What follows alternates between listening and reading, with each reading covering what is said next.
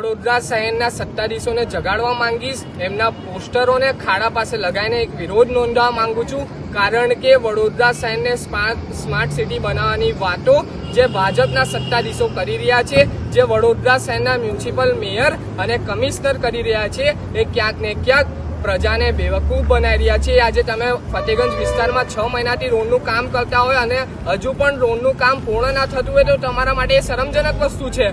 આજે તમે જોઈ શકશો કે ફતેગંજ વિસ્તારમાં 6 મહિનાથી વન વે રોડ ચાલે છે,